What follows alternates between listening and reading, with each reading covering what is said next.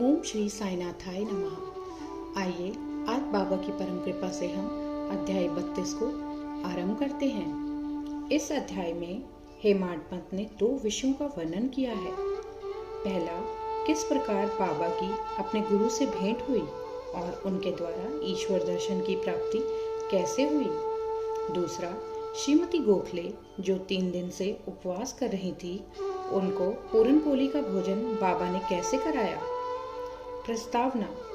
Shri Hemadpant what वृक्ष का उदाहरण देकर इस गोचर संसार के स्वरूप का वर्णन करते हैं। गीता के अनुसार वट वृक्ष की जड़ें ऊपर और शाखाएं नीचे को चारों ओर फैली हुई हैं। ऊर्ध्व मूल मगम शाखम। इस वृक्ष के गुण, पोषक और अंकुर इंद्रियों के भोग्य पदार्थ हैं। जड़ें जिनका कारणीभूत कर्म है, वे सृष्टि के मानवों की ओर फैली हुई हैं। इस वृक्ष की रचना बड़ी ही विचित्र है। ना तो इसके आकार, उद्गम और अंत का ही भान होता है और ना ही इसके आधार का। इस कठोर जड़ वाले संसार रूपी वृक्ष को नष्ट करने के हेतु किसी बाह्य मार्ग का अवलंबन करना अत्यंत आवश्यक है, ताकि इस असार संसार में आवागमन से मुक्ति प्राप्त हो। इस पथ पर अग्रसर होने के लिए किसी योग्य दिग्दर्शक अर्थात गुरु की नितांत आवश्यकता है।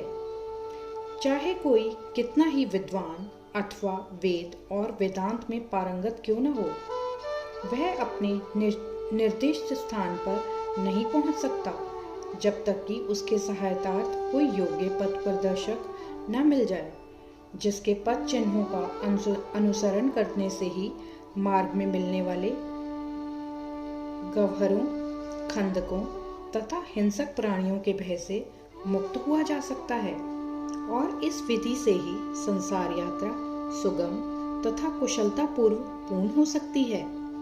इस विषय में बाबा का अनुभव जो उन्होंने स्वयं बतलाया, वास्तव में आश्चर्यजनक है। यदि हम उसका ध्यानपूर्वक अनुसरण करें तो हमें निश्चय ही श्रद्धा, भक्ति और मुक्ति प्राप्त होगी। अन्वेषण। एक समय हम 4 सहयोगी मिलकर धार्मिक एवं अन्य पुस्तकों का अध्ययन कर रहे थे। इस प्रकार प्रबुद्ध होकर हम लोग ब्रह्म के मूल स्वरूप पर विचार करने लगे। एक ने कहा कि हमें स्वयं की ही जागृति करनी चाहिए, दूसरों पर निर्भर रहना हमें उचित नहीं है। इस पर दूसरे ने कहा, जिसने मनोनिग्रह कर लिया है वह धन्य है। हमें अपने संकीर्ण विचारों व भावनाओं से मुक्त होना चाहिए, क्योंकि इस संसार में हमारे अतिरिक्त और कुछ भी नहीं है। तीसरे ने कहा, यह संसार सदैव परिवर्तनशील है, केवल निराकार ही शाश्वत है, अतः हमें सत्य और असत्य में विवेक करना चाहिए। तब चौथे अर्थात बाबा ने कहा कि केवल पुस्तकीय ज्ञान से कोई लाभ नहीं, हमें तो अपना कर्तव्य करते रहना चाहिए। दृढ़ विश्वास और पूर्ण निष्ठापूर्वक हमें अपना तन, मन, धन और पंच प्राणादि सर्वव्यापक गुरुदेव को अर्पण कर देने चाहिए। गुरु भगवान है, सबका पालनहार है। इस प्रकार वाद विवाद के उपरांत हम चारों सहयोगी वन में ईश्वर की खोज पर निकले। हम 4 विद्वान बिना किसी से सहायता लिए केवल अपनी स्वतंत्र बुद्धि से ही ईश्वर की खोज करना चाहते थे। मार्ग में हमें एक बंजारा मिला, जिसने हम लोगों से पूछा कि हे सज्जनों, इतनी धूप में आप लोग किस ओर प्रस्थान कर रहे हैं। प्रत्युत्तर में हम लोगों ने कहा कि वन की ओर। उसने पुनः पूछा, कृपया यह तो बतलाइए कि वन की ओर जाने का उद्देश्य क्या है। हम लोगों ने उसे टालमटोल वाला उत्तर दे दिया। हम लोगों को निरुद्देश्य सघन भयानक जंगलों में भटकते देखकर उसे दया आ गई। तब उसने अति विनम्र होकर हम लोगों से निवेदन किया कि आप अपनी गुप्त खोज का हेतु चाहे मुझे ना बतलाएं, किंतु मैं प्रत्यक्ष देख रहा हूं कि मध्याह्न के प्रचंड मार्तंड की तीव्र किरणों की उष्णता से आप लोग अधिक कष्ट पा रहे हैं। कृपया यहाँ पर कुछ क्षण विश्राम कर जलपान कर लीजिए। आप लोगों को सुहृदय तथा नम्र होना चाहिए। बिना पथ प्रदर्शक के इस अपरिचित भयानक वन में भटकते फिरने से कोई लाभ नहीं है। यदि आप लोगों की तीव्र इच्छा ऐसी ही है तो कृपया किसी योग्य पथ प्रदर्शक को साथ ले लें। उसकी विनम्र प्रार्थना पर ध्यान न देकर हम लोग आगे बढ़े। हम लोगों ने विचार किया कि हम स्वयं ही अपना लक्ष्य प्राप्त करने में समर्थ हैं, तब फिर हमें किसी के सहारे की आवश्यकता नहीं है। जंगल बहुत विशाल और पथहीन था। वृक्ष इतने ऊंचे और घने थे कि सूर्य की किरणों का भी वहां पहुंच सकना कठिन था। परिणाम यह हुआ कि हम मार्ग भूल गए और बहुत समय तक यहाँ वहाँ भटकते रहे। भाग्यवश हम लोग उसी स्थान पर पुनः जा पहुँचे जहाँ से पहले प्रस्थान किया था।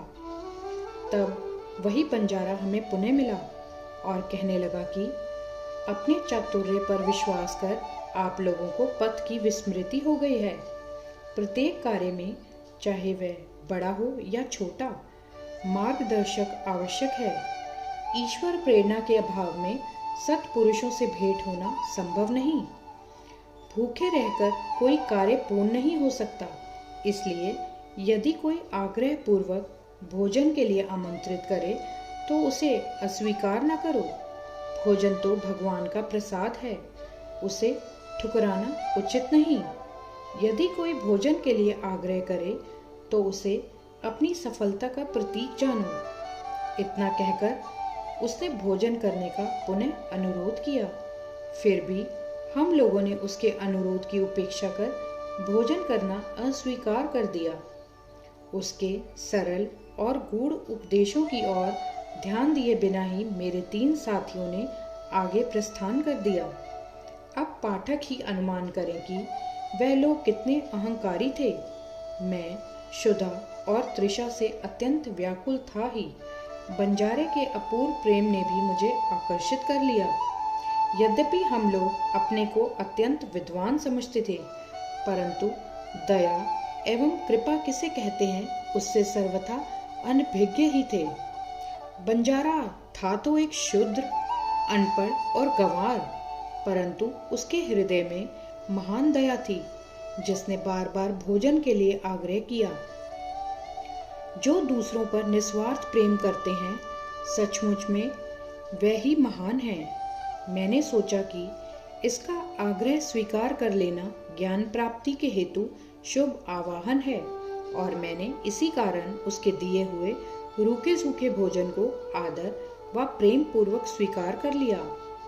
शुदा निवारण होते ही क्या देखता हूँ कि गुरुदेव तुरंत ही समक्ष प्रकट हो गए और प्रश्न करने लगे कि यह सब क्या हो रहा है। घटित घटना मैंने तुरंत ही उन्हें सुना दी। उन्होंने आश्वासन दिया कि मैं तुम्हारे हृदय की समस्त इच्छाएं पूर्ण कर दूंगा, परंतु जिसका विश्वास मुझ पर होगा, सफलता केवल उसी को प्राप्त होगी।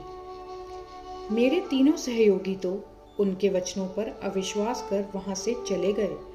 तब मैंने उन्हें आदर सहित प्रणाम किया और उनकी आज्ञा मानना स्वीकार कर लिया। तत्पश्चात वह मुझे एक कुएं के समीप ले गए और रस्सी से मेरे पैर बांधकर मुझे कुएं में उल्टा लटका दिया। मेरा सिर नीचे और पैर ऊपर थे। मेरा सिर जल से लगभग 3 फुट की ऊंचाई पर था। ना मैं हाथों के द्वारा जल ही छू सकता था और ना मुंह में ही उसके जा सकने की कोई संभावना थी। मुझे इस प्रकार उल्टा लटकाकर वह न जाने कहाँ चले गए। लगभग 4-5 घंटों के उपरांत वे लौटे और उन्होंने मुझे शीघ्र ही कुएं से बाहर निकाला। फिर वह मुझसे पूछने लगे कि तुम्हें वहां कैसे अनुभव हो रहा था। मैंने कहा कि मैं परम आनंद का अनुभव कर रहा था। मेरे समान मूर्ख प्राणी भला ऐसे आनंद का वर्णन कैसे कर सकता है। मेरा उत्तर सुनकर मेरे गुरुदेव अत्यंत ही प्रसन्न हुए और उन्होंने मुझे अपने हृदय से लगाकर मेरी सराहना की और मुझे अपने संग ले लिया। एक चिड़िया अपने बच्चों का जितनी सावधानी से लालन पालन करती है, उसी प्रकार उन्होंने मेरा भी पालन किया। उन्होंने मुझे अपनी शाला में स्थान दिया। कितनी सुंदर थी वह शाला। वहाँ मुझे अपने माता पिता की भी विस्मृति हो गई। मेरे समस्त अन्य आकर्षण दूर हो गए और मैंने सरलता पूर्वक बंधनों से मुक्ति पाई। मुझे सदा ऐसा ही लगता था कि उनके हृदय से चिपके रहकर उनकी ओर निहारा करूं। यदि उनकी भव्य मूर्ति मेरी दृष्टि में न समाती तो मैं अपने को नेत्रहीन होना ही अधिक श्रेष्ठकर समझता। ऐसी प्रिय थी वह शाला कि वहां पहुंचकर कोई भी कभी खाली हाथ नहीं लौटा। मेरी समस्त निधि, घर, संपत्ति, माता पिता या क्या कहूँ, वह ही मेरे सर्वस्व थे। मेरी इंद्रियां अपने कर्मों को छोड़कर मेरे नेत्रों में केंद्रित हो गई और मेरे नेत्र उन पर। मेरे लिए तो गुरु ऐसे हो चुके थे कि दिन रात मैं उनके ही ध्यान में निमग्न रहता था। मुझे किसी भी बात की सुध न थी। इस प्रकार ध्यान और चिंतन करते हुए मेरा मन और बुद्धि स्थिर हो गई। मैं स्तब्ध हो गया और उन्हें मानसिक प्रणाम करने लगा। अन्य और भी आध्यात्मिक केंद्र हैं जहाँ एक भिन्न ही दृश्य देखने में आता है। साधक वहाँ ज्ञान प्राप्त करने को जाता है तथा द्रव्य और समय का अपव्यय करता है, कठोर परिश्रम भी करता है, परंतु अंत में उसे पश्चाताप ही हाथ लगता है। वहाँ गुरु अपने गुप्त ज्ञान भंडार का अभिमान प्रदर्शित करते हैं और अपने को निष्कलंक बताते हैं। वे अपनी पवित्रता और शुद्धता का अभिनय तो करते हैं, परंतु उनके अंतःकरण में दया लेश मात्र भी नहीं होती है। वे उपदेश अधिक देते हैं और अपनी कीर्ति का स्वयं ही गुणगान करते हैं, परंतु उनके शब्द हृदयवेधी नहीं होते। इसलिए साधकों को संतोष प्राप्त नहीं होता। जहाँ तक आत्मदर्शन का प्रश्न है, वह उससे कोसों दूर होते हैं। इस प्रकार के केंद्र साधकों को उपयोगी कैसे सिद्ध हो सकते हैं और उनसे किसी उन्नति की आशा कोई कहाँ तक कर सकता है। जिन गुरु के श्री चरणों का मैंने अभी वर्णन किया है, वह भिन्न प्रकार के ही थे। केवल उनकी कृपा दृष्टि से मुझे स्वतः ही अनुभूति प्राप्त हो गई तथा मुझे ना कोई प्रयास और ना ही कोई विशेष अध्ययन करना पड़ा। मुझे किसी भी वस्तु के खोजने की आवश्यकता नहीं पड़ी, वरन प्रत्येक वस्तु मुझे दिन के प्रकाश के समान उज्जवल दिखाई देने लगी। केवल मेरे वह गुरु ही जानते हैं कि किस प्रकार उनके द्वारा कुएं में मुझे उल्टा लटकाना मेरे लिए परमानंद का कारण सिद्ध हुआ। उन 4 सहयोगियों में से एक महान कर्मकांडी था। किस प्रकार कर्म करना और उससे अलिप्त रहना, यह उसे भली भांति ज्ञात था। दूसरा ज्ञानी था, जो सदैव ज्ञान के अहंकार में चूर रहता था। तीसरा ईश्वर भक्त था, जो कि अनन्य भाव से भगवान के शरणागत हो चुका था तथा उसे ज्ञात था कि ईश्वर ही करता है। जब वह इस प्रकार विचार विनिमय कर रहे थे, तभी ईश्वर संबंधी प्रश्न उठ पड़ा तथा वह बिना किसी से सहायता प्राप्त किए अपने स्वतंत्र ज्ञान पर निर्भर रहकर ईश्वर की खोज में निकल पड़े। श्री साईं, जो विवेक और वैराग्य की प्रत्यक्ष मूर्ति थे, उन चारों लोगों में सम्मिलित थे। यहाँ कोई शंका कर सकता है कि जब साईं स्वयं ही ब्रह्म के अवतार थे, तब वह उन लोगों के साथ क्यों सम्मिलित हुए और क्यों उन्होंने ऐसा आचरण किया। स्वयं अवतार होते हुए भी और यह दृढ़ धारणा कर कि अन्न ही ब्रह्म है, उन्होंने एक शूद्र बंजारे के भोजन को सहज स्वीकार कर लिया तथा बंजारे के भोजन के आग्रह की उपेक्षा करने और बिना गुरु के ज्ञान प्राप्त करने वालों की क्या दशा होती है, इसका उनके समक्ष एक उदाहरण प्रस्तुत किया। श्रुति का कथन है कि हमें माता पिता तथा गुरु का आदर सहित पूजन कर धार्मिक ग्रंथों का अध्ययन करना चाहिए। यह चित्त शुद्धि के मार्ग हैं और जब तक चित्त की शुद्धि नहीं होती तब तक आत्मानुभूति की आशा व्यर्थ है। आत्मा इंद्रियों, मन और बुद्धि के परे है। इस विषय में ज्ञान और तर्क हमारी कोई सहायता नहीं कर सकते। केवल गुरु की कृपा से ही सब कुछ संभव है। धर्म, अर्थ और काम की प्राप्ति अपने प्रयत्न से हो सकती है, परंतु मोक्ष की प्राप्ति तो केवल गुरु कृपा से ही संभव है। श्री साईं के दरबार में तरह तरह के लोगों का दर्शन होता था। देखो, ज्योतिषी लोग आ रहे हैं और भविष्य का बखान कर रहे हैं। दूसरी ओर राजकुमार, श्रीमान, संपन्न और निर्धन सन्यासी, योगी और गवैये दर्शनार्थ चले आ रहे हैं। यहाँ तक कि एक अति शूद्र भी दरबार में आता है और प्रणाम करने के पश्चात कहता है कि साईं ही मेरे माँ या बाप हैं और वे जन्म मृत्यु के चक्र से मेरा छुटकारा कर देंगे। और भी अनेक तमाशा करने वाले, कीर्तन करने वाले, अंधे, पंगु, नाथपंथी, नर्तक व अन्य मनोरंजन करने वाले दरबार में आते थे, जहाँ उनका उचित मान किया जाता था। और इस प्रकार उपयुक्त समय पर वह बंजारा भी प्रकट हुआ और जो अभिनय उसे सौंपा गया था उसने उसको पूर्ण किया। हमारे विचार से कुएं में 4-5 घंटे उल्टे लटके रहना, इसे सामान्य घटना नहीं समझना चाहिए, क्योंकि ऐसा कोई विरला ही होगा जो इस प्रकार इतने अधिक समय तक रस्सी से लटकाए जाने पर कष्ट का अनुभव न कर परमानंद का अनुभव करे। इसके विपरीत उसे पीड़ा होने की ही संभावना अधिक है। ऐसा प्रतीत होता है कि समाधि अवस्था का ही यहाँ पर चित्रण किया गया है।